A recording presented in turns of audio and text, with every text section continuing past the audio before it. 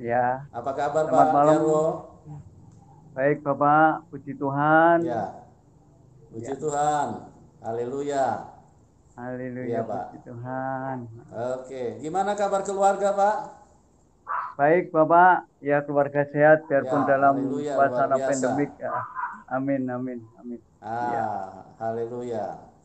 Tetap semangat bersama Tuhan Yesus. Haleluya. amin.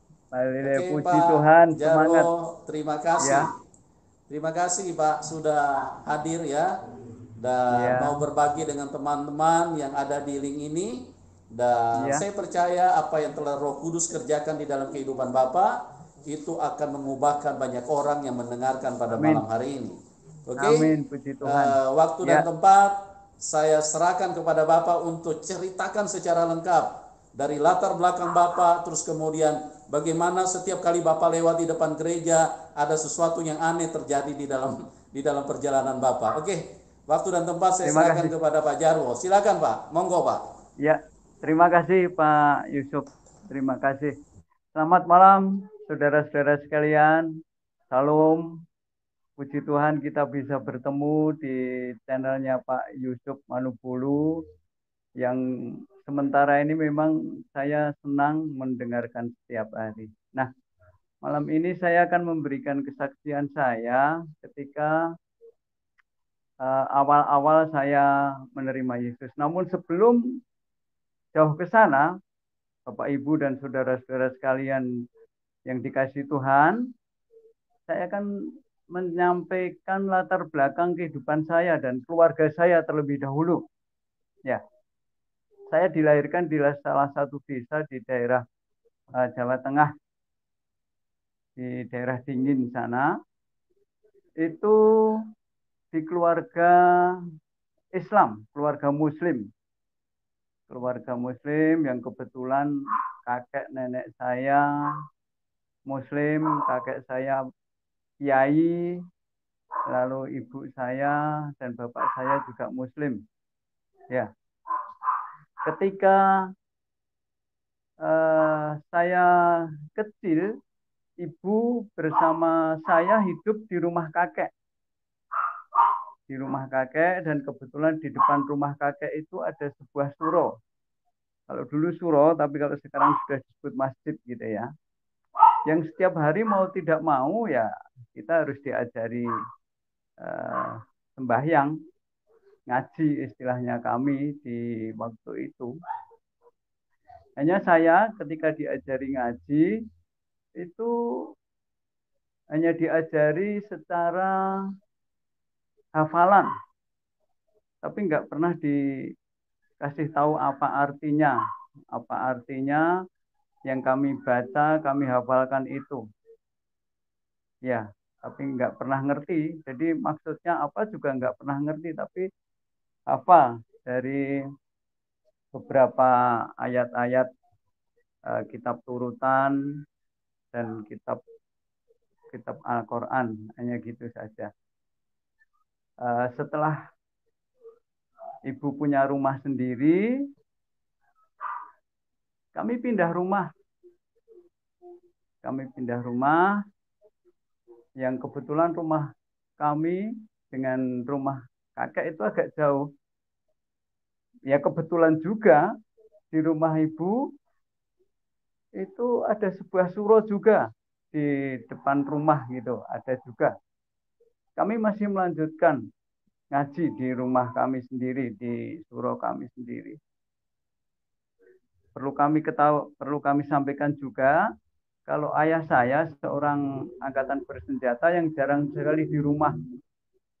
Sebelum ketika masih di batalion, beliau selalu tugas ke luar Jawa terus memberantas kalau sekarang teroris ya, kalau dulu DITII, Permesta gitu ya. Tugaskan ke Irian Jaya, merebut Irian Jaya itu. Siapa namanya? Jadi Harus jarang jauh. Bulan. ya, jarang Ya. sekali di rumah, paling setahun sekali baru pulang ke rumah gitu. Itu kondisi bapak saya. Tapi kalau ibu saya di rumah beserta saya dan adik-adik. Nah, sekolahan kami sekolahan kami itu hanya di rumah kakek. Di rumah kakek saya itu dibikin sekolahan. Waktu itu kelas 4 SD, saya didatangi seorang mahasiswa teologi ya, yang di kota di mana saya tinggal dulu itu ada sekolah teologi ya. Lalu pada saat itu memang memberitakan Injil itu masih bebas sekali di kampung kami itu. Dua datang masuk ke rumah, kebetulan kami di sekolahan ditawari, eh, dikasih tahu tentang Yesus, itu juru selamat dunia. Yesus itu akan eh, mengantarkan orang sampai ke surga gitu. Ketika disampaikan itu apa ya jawaban saya kepada mereka? Yesus apa? Saya katakan maaf ini saya memang kasar waktu Yesus saya bilang gitu. Maaf Bapak Ibu itu memang saya lakukan waktu itu. Saya bilang seperti itu. Lalu saya juga ngomong, saya sudah punya agama sendiri. Jangan pernah datang ke sini lagi. Saya katakan seperti itu kepada mahasiswa teologi itu tadi. Ya itu ternyata tidak berlalu seperti itu Bapak Ibu. Setelah lulus SD, saya masuk sekolah menengah pertama. Kebetulan saya sekolah menengah pertama itu di SMP Kristen. Dan setiap hari Senin kami upacara dan dibacakan renungan ayat-ayat Alkitab gitu. Ada dua ayat yang sampai sekarang itu menjadi ayat emas bagi saya, yaitu di dalam Injil Yohanes yang pertama, akulah jalan kebenaran dan hidup. Tidak ada seorang pun akan sampai di rumah Bapakku kalau tidak melalui aku. Gitu. Nah, yang satu lagi sebuah ayat yang mengatakan, akulah jalan. Barang siapa percaya akan Dia tidak binasa, melainkan beroleh hidup yang kekal. Itu setiap hampir setiap Senin itu dibacakan di upacara bendera itu. Sehingga kayaknya ayat itu sampai sampai di dalam hati saya itu sampai seperti apa ya? Seperti sudah tanpa diingat itu udah ayat itu terus mendengung terus gitu di dalam hati dan pikiran saya itu ayat itu ada terus.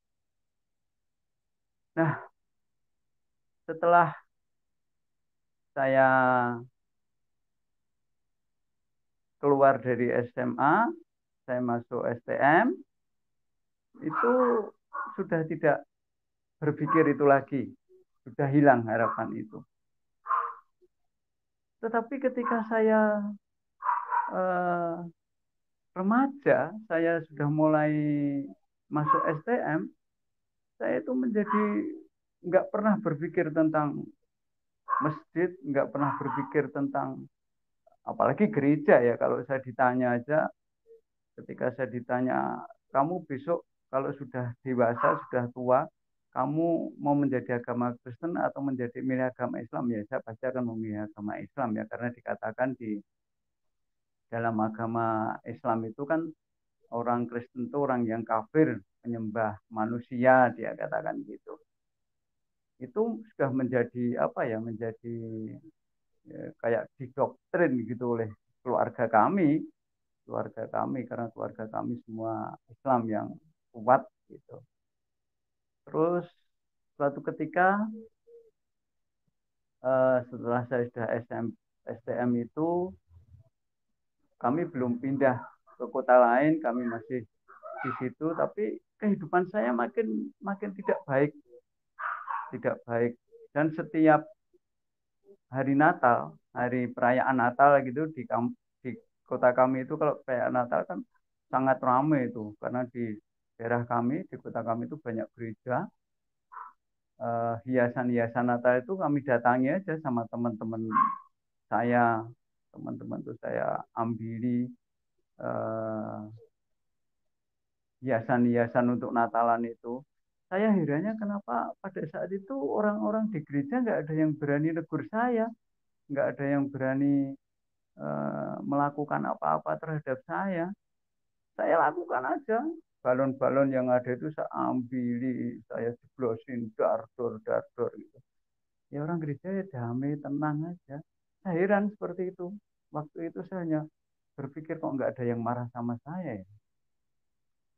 Saya sampai berpikir sekarang sih, ya setelah saya menjadi orang Kristen, saya berpikir kalau saya mungkin dulu itu ada yang didik seperti teroris gitu, mungkin saya bisa menjadi teroris yang berani ya tanpa pikir panjang, pokoknya ada kekerasan ikut.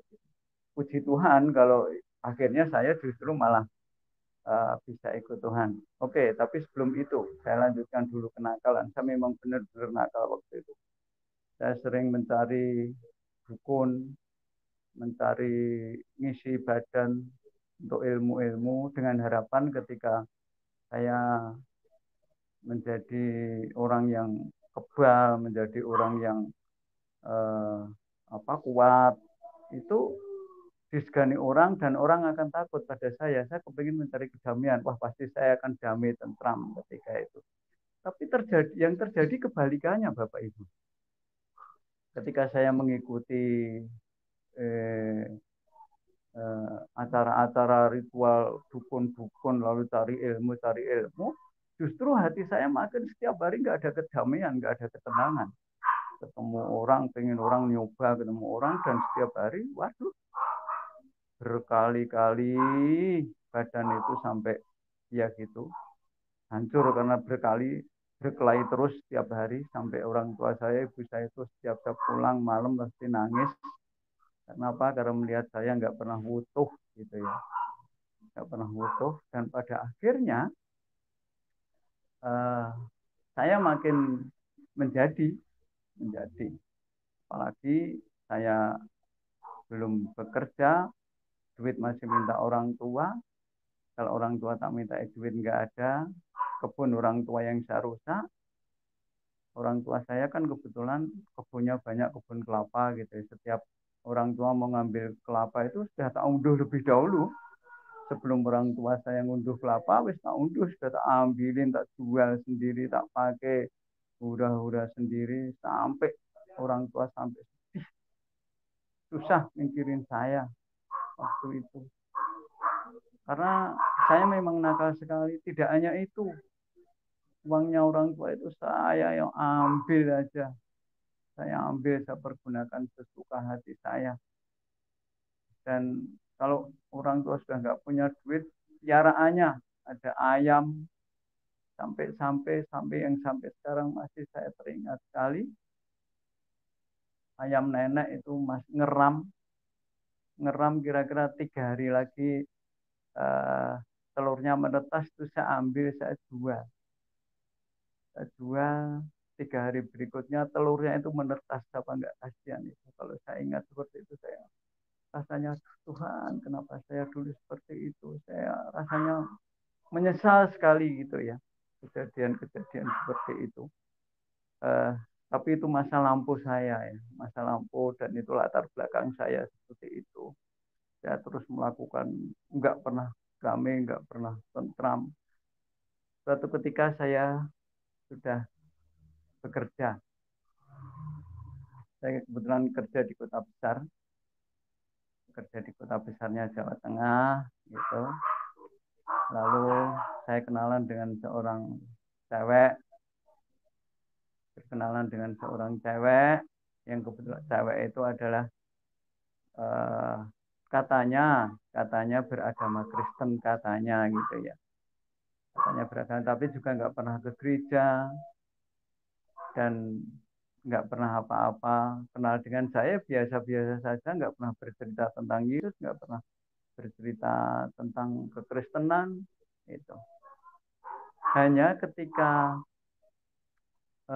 saya sudah menikah, sudah itu saya mulai berpikir dengan sendirinya, wah saya itu kepingin biarpun saya itu berkelakuan jelek, biarpun saya itu badung gitu ya, Tetapi saya kalau mati nanti kepingin ke surga.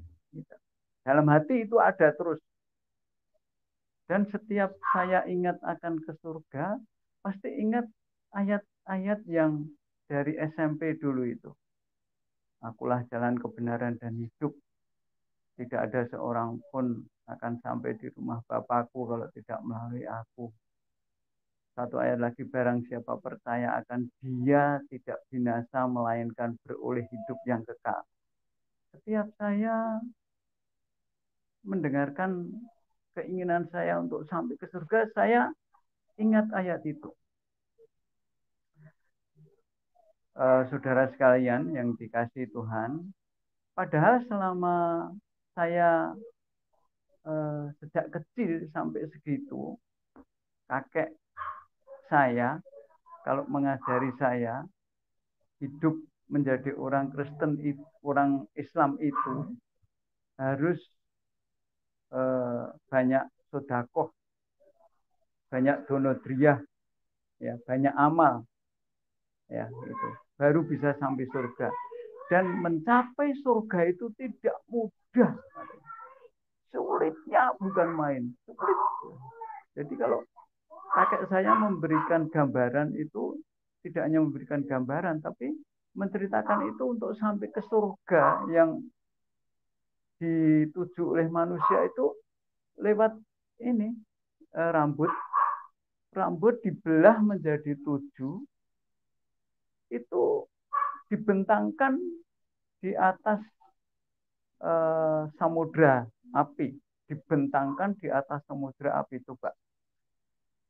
Bayangkan ketika saya belum pernah berpikir tentang kepingin ke surga, waktu masa lampau, masa kecil saya ketika diceritani itu ya biasa, nggak pernah punya rasa takut, nggak pernah punya rasa was-was gitu ya, biasa, itu biasalah cerita orang tuanya seperti itu. Tapi setelah saya mulai kepingin hidup, kalau mati kepingin di surga, ya saya mulai berpikir, waduh, kalau mau ke surga kan sulitnya kayak itu, saya katakan ya. Ada rambut dibelah 7 dan di atasnya samudra api. Gimana bisa lewat? Apalagi saya manusia. Sudah nggak mungkin, saya katakan. Pasti harus cari jalan lain, saya katakan. Saya pasti ingat ayat itu. Setiap ingat surga, ingat ayat itu. Ya. Lalu hubungan saya dengan istri biasa-biasa saja. Setelah kami menikah, kami juga tidak berpikir ke gereja, tidak berpikir sembahyang juga tidak. Jadi hidup saya sudah setelah dewasa bekerja, saya mulai berjudi, sabung ayam. Karena sejak kecil memang saya sabung ayam. Kebetulan keluarga kami di desa itu dulu lurah juga yang ngajari saya itu kakak saya itu, bukan kakak kandung sih, tapi kakak misanan sepupu gitu. Itu juga sering ngajak saya sabung ayam. Jadi setelah saya punya bekerja, punya duit sendiri, mulai sabung ayam. Sabung ayam, rokok, ya segala maksiat saya lakukan. Setelah saya punya duit sendiri, setelah saya bekerja sendiri, saya lakukan. Nggak pernah berpikir bagaimana besok akan terjadinya, itu nggak pernah berpikir. Suatu ketika di kota besar saya itu ada KKR, lalu di dalam pekerjaan saya, lalu ada selebaran yang saya baca juga gitu. Oh, kunjungilah gitu, kebaktian kebangunan rohani akan diadakan di lapangan gitu. Sana lapangan sana. Saya ada ketertarikan, Bapak Ibu. Saya ada ketertarikan itu ketika ada KKR gitu. Lalu saya ikut KKR itu 3 hari gitu. Saya ikutin KKR. Dan itu tidak hanya sekali saya mengikuti KKR. Suatu ketika dulu di kota kami kedatangan Frans Romek. Gitu. Ya dia belum tua sih, dia masih muda. Dalam kisahnya dikisahkan ketika bahwa anak muda yang kelakuannya seperti saya, yang saya alami selama saya kecil sampai remaja sampai dewasa itu ternyata itu perbuatan dosa. Dosa yang tidak mungkin diampuni dan upah dosa adalah maut. Upah dosa itu adalah maut. Nah, dari situlah kakak itu saya menangis ya ketika saya ditunjuk, kamu adalah orang berdosa, kamu pemuda yang berdosa, kamu pemuda yang bejat, kamu pemuda yang tidak akan sampai ke surga. Saya nangis saya. Saudara, saya nangis. Datanglah, bertobatlah, minta ampunlah kepada Yesus, dia katakan. Saya maju ke depan, itu maju ke depan dengan kondisi saya nangis, terisak-isak gitu. Saya datang, saya di depan jabat tangan dengan konselor. Saya katakan, ya saya mau bertobat, saya mau menerima Yesus untuk menjadi juru selamat saya karena saya ingin ke surga. Saya seperti itu. Tapi setelah pulang dari situ sudah hilang rasa saya, ya sudah biasa saja seperti kemarin lagi, sabung ayam lagi, judi lagi, rokok lagi. Itu saya lakukan setiap saat terus menerus, tidak ada berhentinya itu. Pulang kerja ayam, pulang kerja yang apalagi hari Minggu pagi pasti sudah. Sampai suatu ketika anak kami yang nomor 2, anak kami yang pertama tidak ada, pas lahir umur berapa terus tidak ada, sampai berapa tahun itu baru ada lagi. Anak saya itu setiap hari Minggu pagi ngajak jalan-jalan. Saya ajak jalan-jalan, saya pikir sebagai refreshing keluarga gitu. Saya ajak jalan-jalan dari rumah saya ke daerah di mana tempat rekreasi pada masa itu pasti melewati gereja. Dan saya jalan kaki dulu, baru di bawah gereja sana ada angkutan kota untuk sampai ke kota. Gitu. Jadi jalan dulu sebelum sampai ke terminal angkutan kota itu jalan dulu melewati gereja. Ya, itu rencana Tuhan mungkin ya. Kalau enggak rencana Tuhan tentu tidak. Setiap lewat gereja, anak saya yang saya mau saya ajak jalan-jalan, itu pasti berhenti di situ. Saya mulai kesal ya sama anak saya, nangis di situ. Nangis, kalau saya paksa pulang ya tidak mungkin. Saya kasihan di jalanan nangis, gulung-gulung. Suatu saat seorang ibu pendeta datang keluar ke jalan gitu. Bertanya, loh kenapa Pak? Anak saya yang jawab langsung berdiri, pegang tangannya ibu pendeta. Aku mau masuk ke gereja gitu. Wih, mau masuk ke gereja? Apakah saya akan marah? Enggak mungkin. Di jalan, apalagi di depan orang. Enggak marah saya, biarpun hati saya kesal sekali melihat anak saya. Kalau sampai di rumah itu mungkin tak pukul aja itu. Tapi saya nggak bisa apa-apa karena lihat anak saya seperti itu. Di luar, di jalan, di hadapan orang. Betul, akhirnya ibu itu bilang seperti ini, Bu Pendeta. Bapak ini aneh, saya dikatakan. Anak mau ke gereja kok malah ditangis, dibuat menangis di jalan. Gitu. Mestinya kalau anaknya mau ke gereja itu bapak senang, kok malah anaknya dibuat menangis. Wah, hati saya sangat terpukul sekali. Dalam hati saya seperti ini, gereja itu apa? Gereja itu tempat orang kafir. Saya masuk ke gereja, enggak mungkin. Saya pikir saya seperti itu. Dan itu berjalan hampir setiap kita mau pergi ke tempat rekreasi. Pasti anak saya. Makin lama hati saya itu makin apa ya, tidak ada kedamaian gitu. Setiap lewat ke gereja situ, setiap lewat gereja situ pasti saya berhenti. Setiap lewat gereja itu pasti, kenapa? Di samping anak saya pasti masuk ke gereja, saya nggak ada rasa apa ya, pengen saya itu nggak nyaman gitu aja. Suatu ketika, Pak ya Jarwo, Pak, ya, Pak ya, Pak Jarwo, Pak, mic-nya agak didekatin sedikit supaya suaranya agak ini agak oke, besar oke. Pak, agak dekatin dikit Pak Gini Pak, suaranya, apa mic-nya. sudah Pak? Oke, Oke, ya, ya. oke, Saya ya, lanjutkan kembali, ya, ya, oke, ya. mantap, ya silakan Oke, Pak, saya lanjutkan Bapak lanjutkan Pak, Ibu. silakan. Ya, Oke, suatu ketika anak saya ada di dalam gereja berlari ke sana kemari, saya kan hanya di luar pagar gereja, Bapak Ibu. Di pintu pagar gereja itu. Lalu anak saya pas nengok saya dari pintu dalam gereja gitu, lihat saya, dia katakan, "Pak, saya di sini. Saya mau apa?" Saya kan makin jengkel sekali itu melihat sikap anak saya yang seperti itu, lari masuk lagi, keluar lagi.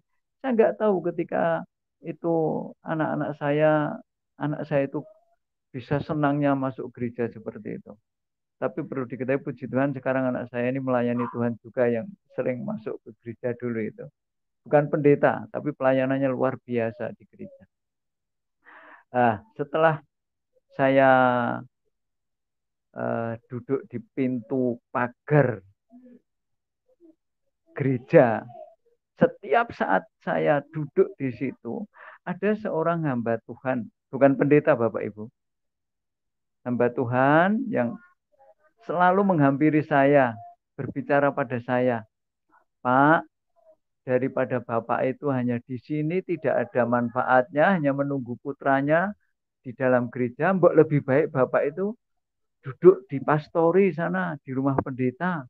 Pendeta di sana sedang memberikan pengertian tentang Yesus. Bapak bisa mendengarkan di sana." Sekali saya dinasihati seperti itu, tak cuekin aja. Ya, saya bilang iya. Besoknya lagi seperti itu lagi, pada akhirnya juga saya malu juga sih. Tetapi setiap saya duduk di depan gereja itu, perasaan saya sudah mulai agak enggak seperti dulu. Sudah, ya biarpun duduk di depan gereja itu rasanya ya ada kedamaian sedikit lah gitu. Tapi tidak full gitu ya. Suatu ketika saya, betul, Bapak hamba Tuhan itu mengantarkan saya ke pastori, ke belakang gereja gitu. Yang di sana betul, Pak Pendeta itu lagi menyampaikan wejangannya kepada jemaat, calon-calon jemaat gitu ya. Saya disuruh masuk, saya nggak mau masuk. Saya duduk di luar sambil ngerokok gitu. Pendeta dengan banyak orang itu, kalau saya ngomong dulu itu cerita gitu ya. Pada saat pendeta itu berbicara tentang Yesus Tuhan, wah hati saya berontak. Ketika pendeta itu ngomong Yesus Tuhan, wah hati saya berontak, saya spontanitas saya berdiri, lalu saya berdiri pintu, saya bertanya kepada pendeta itu, Yesus Tuhan, Tuhan apa? Saya katakan. Ada Tuhan yang bisa uh, mati di salib, di penteng, saya katakan. Enggak ada itu. Saya katakan seperti itu. Setiap hari, hampir setiap minggu, setiap saat saya terus berdebat dengan Pak Pendeta itu. Biarpun pada akhirnya saya kalah ya, karena Pak Pendeta memang hanya berdasarkan Alkitab. Kalau saya kan berdasarkan pikiran saya, angan-angan saya, dan uh, ayat-ayat Al-Quran yang diceritakan oleh Pak Kiai atau kakek saya masa lampau itu. Jadi ya saya pasti kalah, pasti kalah. Dan ketika sampai ke Yesus Juru Selamat, Yesus itu adalah yang mengantarkan kita sampai ke surga gitu ya. Apa iya ya? Mulai seperti itu, apa iya ya? Apa iya ya? Apa iya ya? Apa iya? Akhir-akhirnya saya didatangi oleh hamba Tuhan itu, dan hampir setiap malam saya berdiskusi dengan hamba Tuhan, bukan Pak Pendeta, tapi dengan hamba Tuhan yang mengantarkan saya ke Pak Pendeta tadi. Beliau mengatakan, beliau menjelaskan tentang Injil, tentang itu. Nah, pada saat beliau mengatakan, menyampaikan ayat apa ya, ayat Injil Matius 6 ayat 33 kalau nggak salah, itu yang bunyinya, carilah dahulu kerajaan Allah dan kebenarannya, dan yang lainnya itu akan ditambahkan, kayaknya seperti itu bunyinya. Saya nggak hafal sih karena. Nah, pada saat itu hati saya itu, carilah dulu kerajaan Allah dan kebenaran. Saya bertanya kepada hamba Tuhan itu, Pak, mbok saya dijelaskan ini, karena saya kok kepingin ngerti sekali ayat ini. Betul, telah dijelaskan, saya mulai ada ketertarikan. Setelah itu saya diharapkan untuk menerima Yesus. Ditantang oleh hamba Tuhan itu, terimalah Yesus sebagai juru selamatmu secara pribadi. Kamu akan diselamatkan. Apalagi ketika itu dia ngomong, karena tidak ada Tuhan selain Yesus Kristus Allah. Itu hanya satu. Tidak ada jalan menuju surga selain Yesus Kristus. Dia katakan seperti itu. Ya, saya mulai ada ketertarikan. Ya, saya lebih senang lagi berdiskusi dengan hamba Tuhan itu. Dan pada akhirnya suatu ketika saya benar, ketika berhadapan dengan Bapak itu, saya ditantang untuk saya menerima Tuhan sebagai Tuhan dan Juru Selamat. Ketika saya itu diajak berdoa sama Bapak itu, hati saya, saudara, hati saya rasanya ada kedamaian luar biasa yang saya nggak bisa membayangkan waktu itu. Apa ini ya yang dinamakan diurapi Roh Kudus, saya katakan. Jadi rasanya sudah ada perdamaian sama sekali. Terasa ketika zaman itu dari atas kepala gini turun, terasa sekali. Loh, sampai turun ke bawah gitu, sampai di tangan, sampai di kaki. Rasa saya, haleluya, saya bisa mengucap haleluya, puji Tuhan, ini apa, ini kuasa Roh Kudus, apa saya berpikir. Mulai.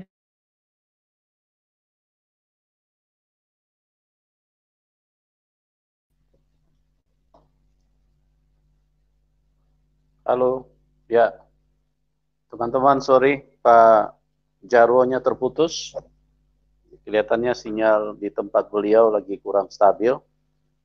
Oke, nanti kita akan sambungkan ulang. Ya, halo? Ya, Pak Sujarwo, bisa Ya, dengar Pak? bisa Pak, bisa. Ya, tadi terputus Pak. Oke Pak, Ya, dilanjutkan lagi ya Pak. oke, terima Oke, kasih Pak silakan Pak. Yusuf. Ya, Terima kasih Pak. Ya. ya, saya lanjutkan Bapak Ibu sekalian. Dari rasa itu tadi, dari rasa kedamaian yang sangat luar biasa, dalam hati saya timbul dengan sendirinya, berkobar-kobar.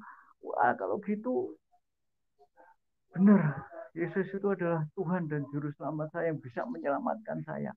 Gitu ya.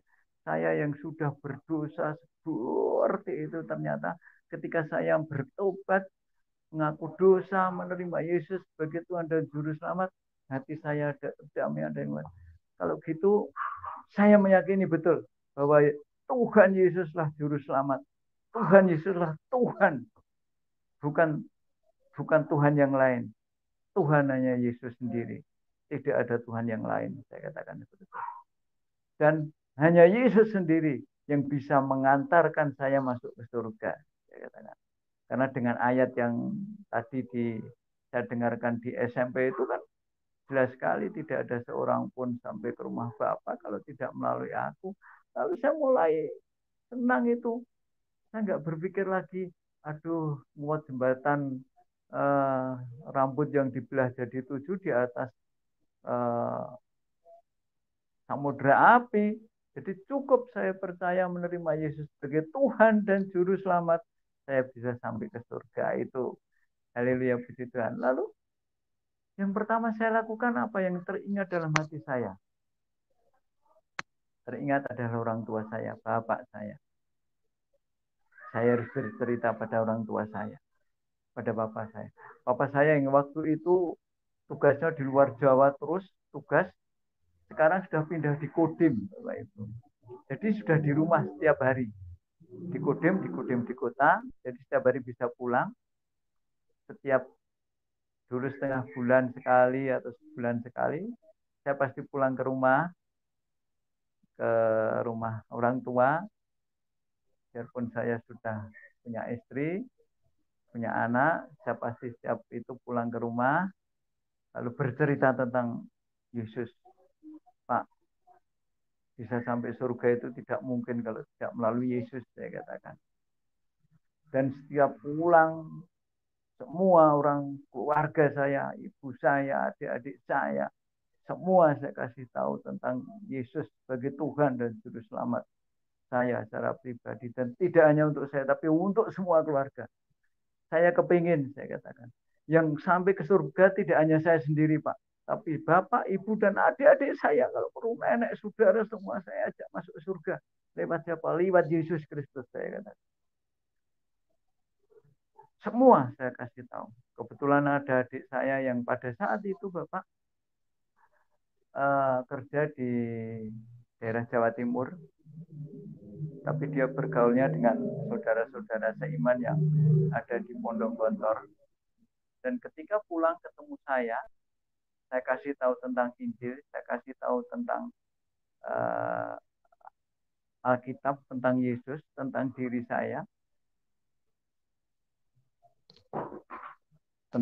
saya, sehingga adik saya penasaran, sampai adik saya itu ngomong sama saya seperti ini, masih hidup sekarang adik saya, karena adik saya nomor 3 itu, dia katakan, wah, aku kalau seperti ini rasanya tega membunuh kamu, Mas. Wih, saya katakan haleluya, saya katakan puji Tuhan. Kalau saya ada yang membunuh dan yang membunuh adik saya katakan demi Kristus saya dibunuh tidak apa-apa. Saya katakan, tapi kamu tetap adik saya katakan. Itu yang terjadi, saudara-saudara. Setelah itu berjalannya waktu, Bapak Ibu, saya belum dibaptis, tapi saya sudah ada kerinduan untuk memberitakan Injil. Ketemu orang, saya memberitakan Injil, memberitakan berita sukacita itu. Dan saya di apa ya namanya?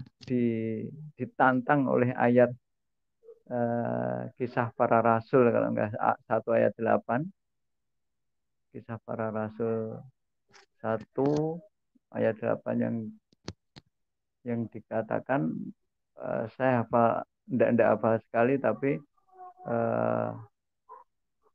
untuk memberitakan Injil dari Yedua, Samaria, dan sampai ke ujung bumi itu. Itu ayat itu rasanya di hati saya itu terus melekat dan terus bergetar terus. Ke depan lagi ada ayat yang dari Injil Matius yang mengatakan Matius 28 ayat 20 9 20.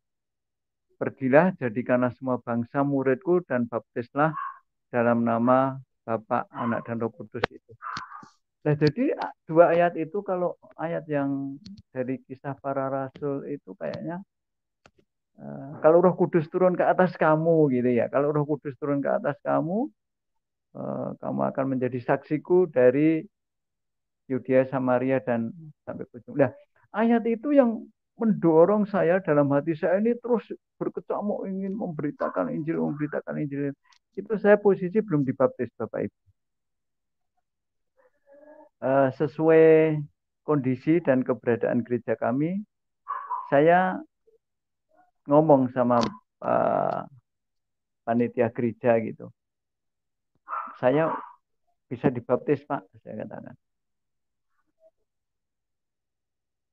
Oh bisa, dia katakan. Kapan Bapak siap wawancara? Dia.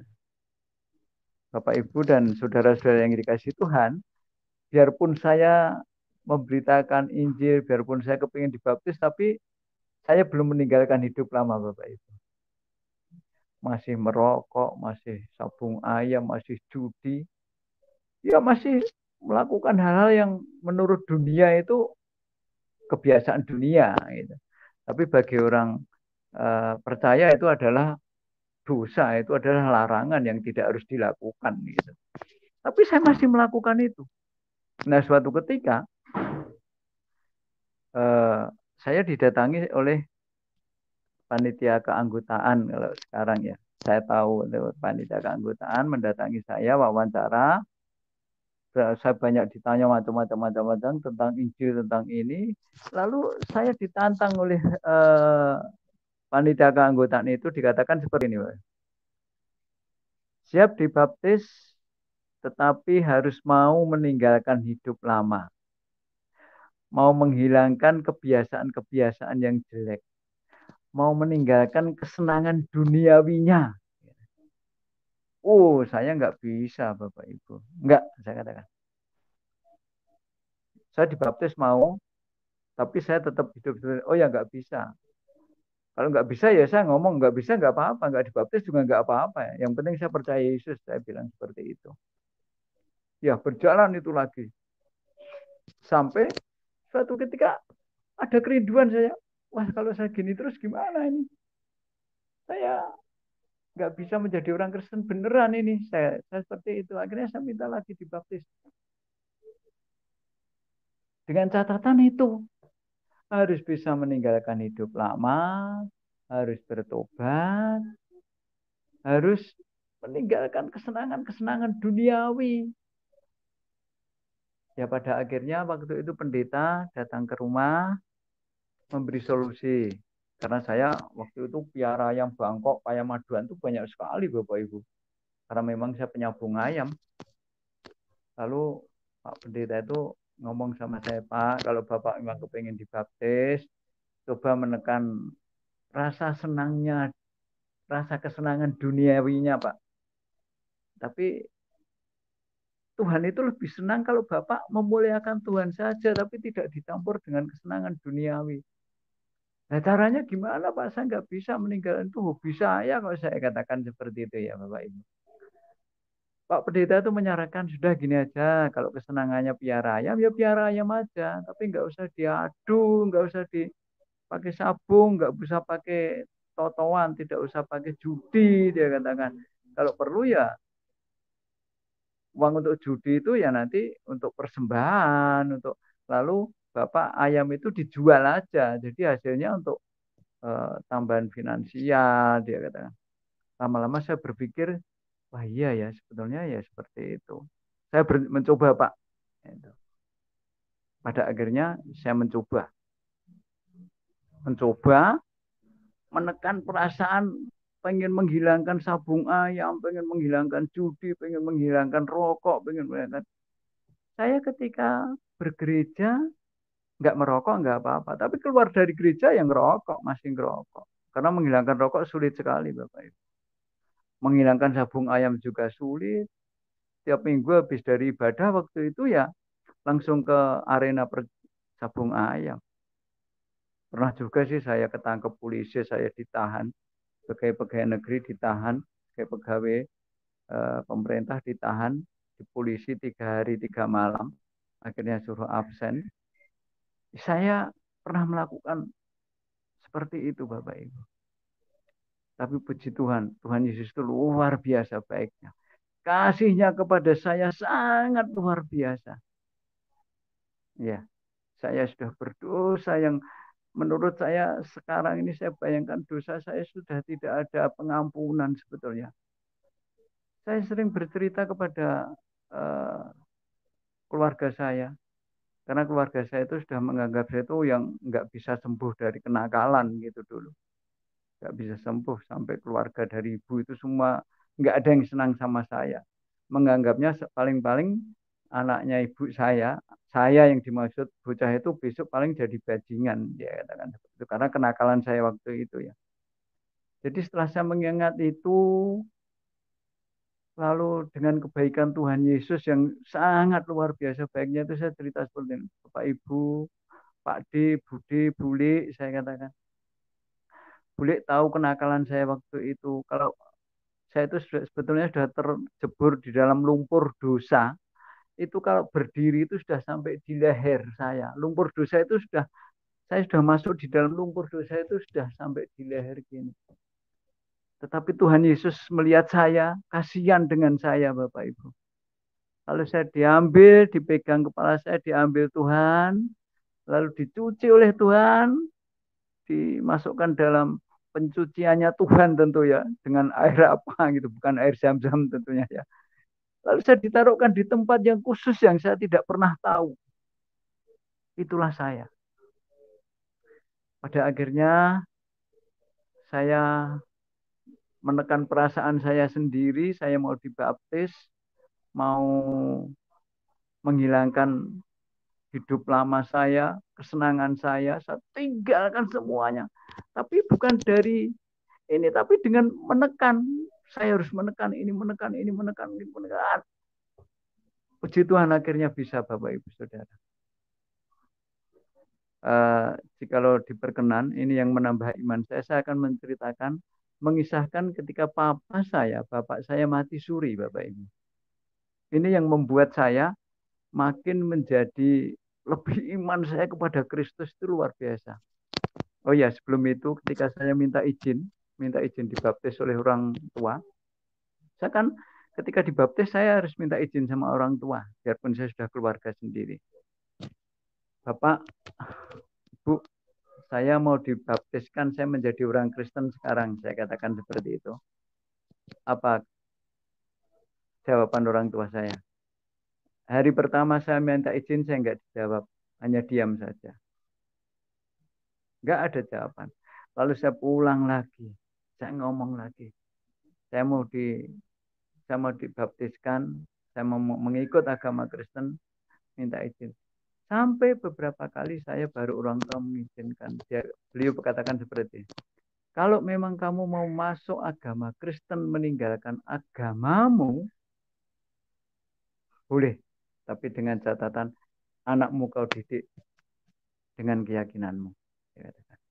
Haleluya, puji Tuhan. Tetapi Bapak dan Ibu saya tidak bisa menyaksikan ketika saya dibaptis karena jauh ya dari kota saya tinggal dengan kota saya lahir.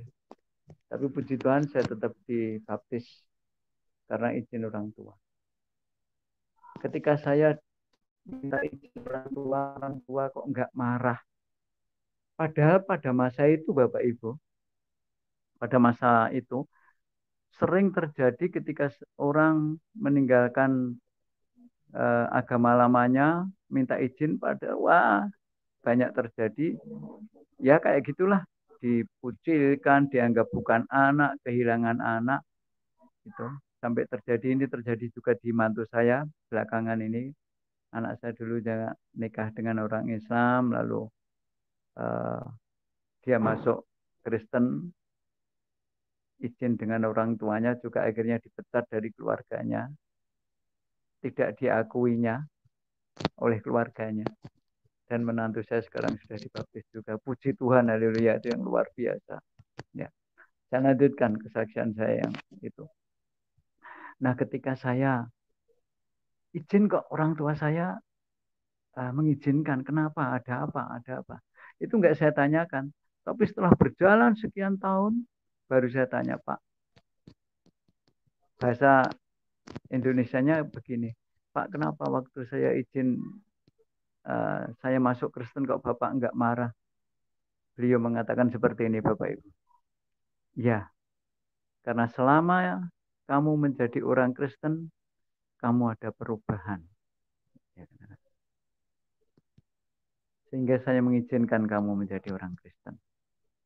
Mungkin kalau hidup saya masih seperti dulu, mungkin orang-orang tua saya juga nggak mengizinkan. Itu saya tahu setelah saya menjadi orang Kristen beberapa tahun yang lalu. Nah, setelah itu bapak saya kan pengurus masjid. Setelah pensiun, bapak saya dari ABRI, bapak saya kan masjidnya di depan rumah, jadi yang ngurusi masjid, tukang adzan. Dan malam itu, malam puasa tanggal 15 puasa gitu, beliau mestinya pagi itu menyampaikan khutbahnya subuhan, habis terawehan gitu.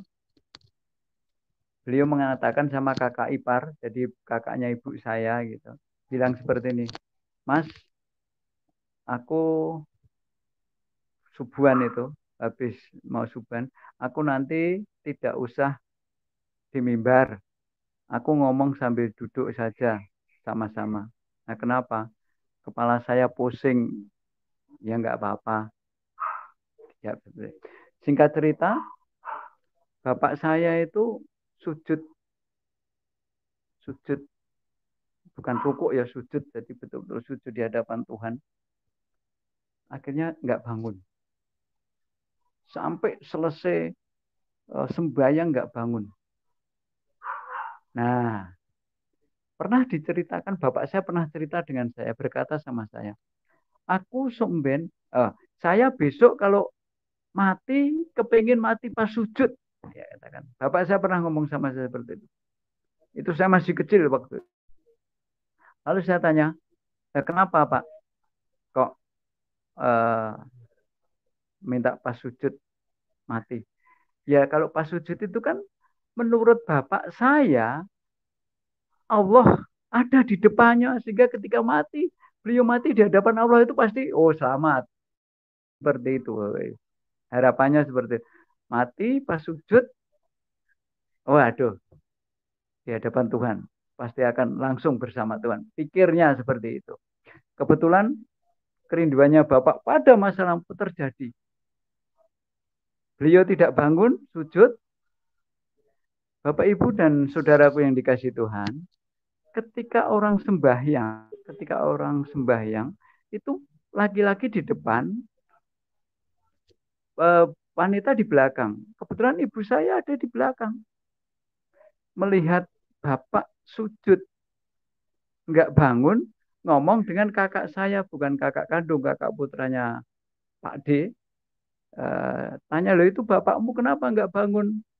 Lalu pas selesai, kakak saya bergeser gitu dari itu, ternyata bapak langsung jatuh. Loh, dipegang nadinya, oh nadinya nggak ada, oh bapak sudah meninggal. Ceritanya seperti itu, Bapak Ibu. Lalu beliau digotong-gotong sampai di rumah, sampai dimasukkan, ditidurkan di meja ruang tamu gitu, sambil dilurupi. Lurupi itu ditutup kain gitu. Ah, saya dikabari, saya pulang. Saya pulang waktu itu bapak belum bangun juga, masih itu. Saya ada di sebelahnya. Kadang-kadang tangannya bapak yang mestinya ditaruh di dada gini ya, itu kadang-kadang jatuh gitu. Lalu saya naikkan lagi, jatuh lagi, saya naikkan lagi. Nah, suatu ketika bapak itu ngomong, haus ngelak gitu ya, haus gitu. Saya kaget juga itu, haus gitu. Oh, bapak pulang lagi, saya katakan. Wah betul, bapak pulang lagi.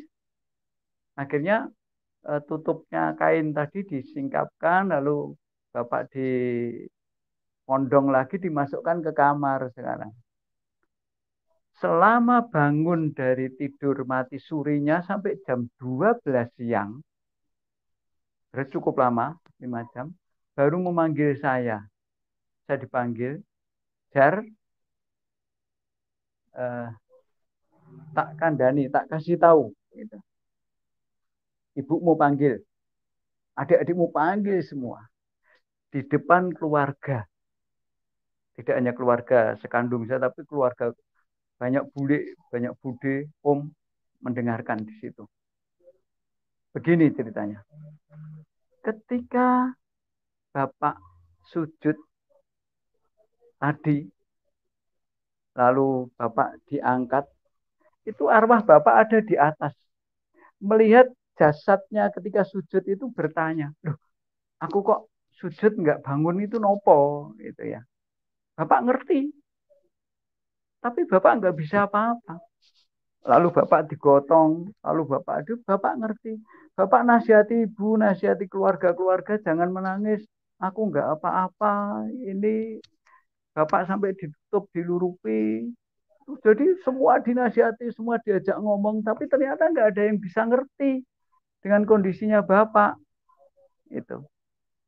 Akhirnya ceritanya setelah itu Bapak menyadari, oh kalau gitu aku sudah meninggal. Pada saat Bapak menyadari bahwa aku sudah meninggal, suasana tidak di rumah lagi Bapak Ibu. Suasana sudah di alam, berbeda. Jadi di sana itu suasananya cukup sejuk. Padang belantara yang tidak ada tanamannya, tapi juga terang, matahari ada, tetapi tidak panas, tidak terik, sepoi-sepoi basah angin. Menurut cerita bapak saya seperti itu bukan cerita saya, diceritain bapak seperti itu. Lalu dia berjalan. Ingatnya beliau ketika dia mati sujud, dia akan ketemu Tuhan. Dan ternyata tidak. Ketemu Tuhan, apalagi ketemu Tuhan. Jalan menuju ke Tuhan aja nggak ada. Beliau ingat bahwa jalan menuju ke surga ada, jalan menuju ke neraka ada. Beliau ingin memilih. Tetapi nggak ada jalan ke sana. Semua padang belantara seperti itu. Tapi beliau jalan, bapak saya jalan, suatu ketika ketemu orang. Kalau ceritanya dulu sama saya sebenarnya sama keluarga, bukan hanya sama saya. Aku ketemu wong ngadeg nggawa anjir. Nggawa anjir. Nggawa anjir itu apa ya? Kalau saya waktu itu hanya membayangkan kayak tongkat pramuka gitu dipegang gini. Lalu bapak tanya, "Dudohno, aku dalaning surga. Ketemokno aku karo Gusti Allahku," dia katakan. Tapi orang yang membawa anjir itu tidak pernah menjawab. Tidak pernah menjawab. Sampai berkali-kali ketemu orang itu dan bertanya, pada akhirnya Bapak ngomong seperti itu. Karena Bapak itu tentara, pejuang 45 juga. Mungkin waktu itu merasa kesel, emosi gitu. Orang ditanya kok jawab aja nggak mau, tak tembak kepalamu malah mati kamu. Dia katakan seperti itu. Bapak ngomong seperti itu. Anggapannya dia, Bapak itu masih bawa senjata aja, masih menjadi tentara gitu ya. Mau nembak orang. Dan pada akhirnya Bapak merasa capek, saudara-saudara. Orang tua saya merasa capek, dia merasa lelah dan haus. Makanya terus dia ngomong, aku haus. Pada saat ngomong aku haus, itulah Bapak kembali dan pada saat itu saya ada di samping Bapak. Aku haus. Selesai cerita gitu, Bapak ngomong sama saya, bener, kondomu, betul apa yang kau katakan. Untuk mencari jalan ke surga tidak mudah, tidak ada. Harapan saya ketika saya mati, ketika sujud, ada Allah di situ, ternyata tidak ada. Benar, kamu punya Tuhan, dikatakan. Saya dikatakan seperti itu. Ayah saya ngomong dengan ibu, ngomong dengan keluarga. Betul. Jalan yang diceritakan anakmu itu ada. Yesus, Isa. Pada akhirnya keluarga orang tua saya hidup sampai 3 tahun. Puji Tuhan. Ayah saya mau menerima Yesus sebagai Tuhan dan Juru Selamat. Tapi dalam posisi ayah saya langsung stroke Bapak Ibu. Langsung stroke. Beliau ngomong, aku mau menerima Yesus sebagai Tuhan dan Juru Selamat secara pribadi. Tapi aku tidak mau meninggalkan agamaku. Sebab tidak baik ketika aku meninggalkan agamaku apalagi masuk ke gereja. Saya katakan, tidak apa-apa Bapak. Enggak apa-apa. Yang penting nompo Yesus sebagai juru selamat secara pribadi dan bertobat. Intinya mengaku dosa di hadapan Tuhan, menerima Yesus sebagai Tuhan dan juru selamat secara pribadi, itulah yang utama. Itu lebih menguatkan hati saya Bapak Ibu. menguapkan saya, makin getol, makin senang memberitakan Injil, makin wah hati saya makin hanya satu, Yesus Juru Selamatku, hanya satu, Yesus Tuhanku. Tidak ada Tuhan yang lain selain Yesus Juru Selamatku. Saya katakan seperti itu. Maka dari itu sampai saat ini saya masih Yesus Tuhanku, Juru Selamatku. Luar biasa. Demikian Pak Yusuf, kesaksian saya mudah-mudahan menjadi berkat bagi kita semuanya. Amin. Haleluya. Puji Tuhan. Puji Tuhan, Pak. Kesaksian yang sangat memberkati dan menguatkan bagi orang-orang yang bimbang, orang-orang yang sedang ada di persimpangan, dan juga bagi orang-orang yang sudah percaya kepada Tuhan Yesus, sehingga iman mereka tidak bergeser ke kanan, ke kiri, tetapi dengan apa yang telah Tuhan kerjakan atas kehidupan Bapak Hadi Sujarwo, itu sangat menguatkan dan memberkati kita semua. Ya, Tuhan Yesus adalah Tuhan yang benar, Tuhan yang mengasihi manusia, Tuhan yang adalah juru selamat bagi siapapun, bagi semua bangsa, bagi semua manusia. Karena Tuhan hanya satu, teman-teman, tidak ada dua, ya. Satu setengah saja tidak ada. Tuhan itu hanya satu. Ya, dan Tuhan yang benar itu adalah Tuhan Yesus Kristus. Dan Dia mengasihi semua suku bangsa, Dia mengasihi semua latar belakang dan agama apapun, semua sama dikasihi Tuhan. Karena kalau Tuhan yang benar, Dia pasti mengasihi semua manusia, ya. Dia tidak pernah membeda-bedakan orang, dan Dia sangat berkerinduan supaya kita semua bisa pulang ke surga, bisa diselamatkan. Oleh sebab itu, pada malam hari ini buka hatimu teman-teman, ya. Saya berdoa supaya kita semua dijamah oleh Roh Kudus, sehingga kita benar-benar bisa mencari kebenaran dan tidak terus membenarkan apa yang kita pahami, tidak terus membenarkan apa yang ada di dalam pikiran kita. Oke, semua teman-teman, sekali lagi doa kami buat Anda semua, dan Tuhan Yesus memberkati kita semua, dan salam kemenangan buat kita semua. Haleluya, amin.